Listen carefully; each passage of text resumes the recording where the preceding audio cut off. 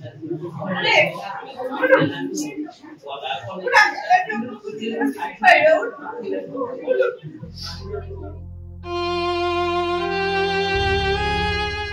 एमिति आजी रथ यात्रा रे मार कोल छाड़ी कहीं चलीगला माँ भी बुझी पारुनी। सेपटे आज लक्ष लक्ष लोक रथ टाणुथिबा बेले एपटे मेडिकल रे निज पुओर हाथ धरी टाणुछि माँ। पुओरे तू उठी जा, देख मु आसीची, मो गेल्हा पुओटा परा, उठी जा।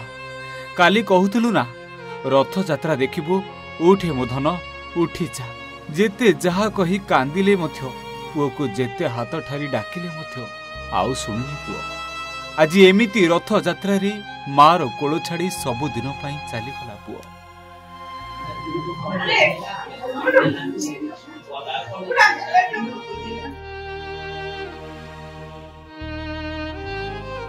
एपटे बापार जेमिति पाद तलु माटी खसीगला। आज भली दिन रे आगरु किछि रोग नथिला, केमिति आज हठात चलीगला विश्वास करि पारुनी बापा। मत रिपोर्ट दे पेरेंट्स को रिपोर्ट देइछंती जे ना ना से विषय में जाने। हां आज्ञा, आज गेला पुओ माँ को बापा को कहितला मु रथ यात्रा देखिबी। हेले रथ यात्रा जेते बेले आज लक्ष लक्ष लोक टाणुथिले, पुओ एमिति आरो पारी को चलीगला। आ माँ पुओ को एबे टाणुछि, हेले पुओ आ उठुनी।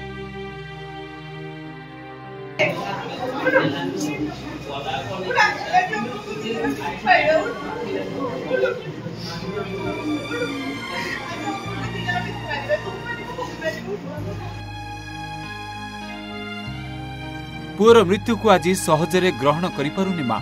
काहेकि ना जहा को आज सखाळु सखाळु उठाई खुआई पियाई सजबाज करी विद्यालय को छाड़ीला, से केमिति एमिति बिना कारण रे माँ को छाड़ी चली जिवो।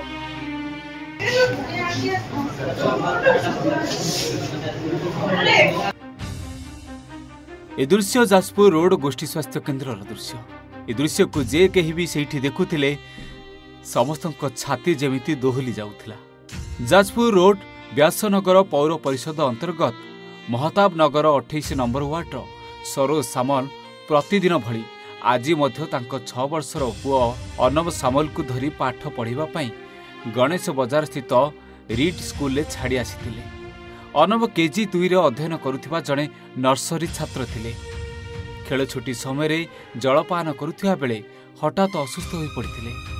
बांती करबा सह निजर संज्ञा हराई बसिले।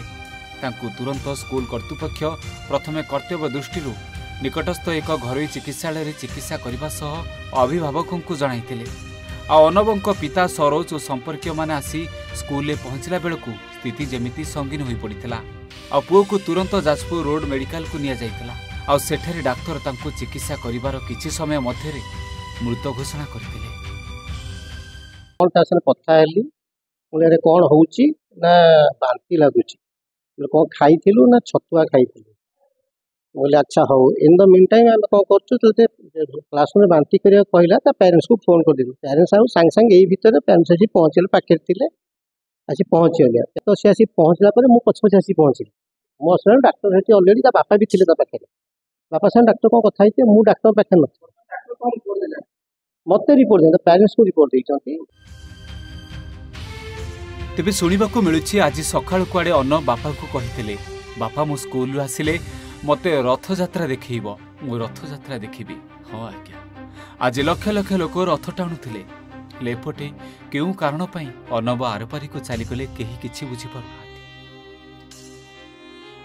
तेबे कथा उठुछि साधारण जलपान रे काहे कि पिलाटी असुस्थ हैला। स्कूल कर्तृपक्ष घरे रंधा खाद्य को ग्रहण काहे कि करू नाहांती। एमिति कथा को नहीं जेतेबेले मनरे अनेक संदेह आसुछि। सेतेबेले साधारणतः ए वर्षा दिन आसिले लोक मानकु आहुरी सचेतन हेबार आवश्यक थिबा कुहा जाउछि। कारण वर्षा दिने अधिक रोग व्यापे, जीव जंतुक भय रुहे। पिलांको जोता चप्पल पिंधुथिबा बेले सेथिरे सरीसृप पशिजिबार आशंका थाए। तेबे एबे अर्णवंकर केमिति जीवन गला जेमिति रहस्य परि रहिछि। जाजपुर ज्योति प्रकाश मिश्रଙ୍କ रिपोर्ट, ओडिशा भास्कर।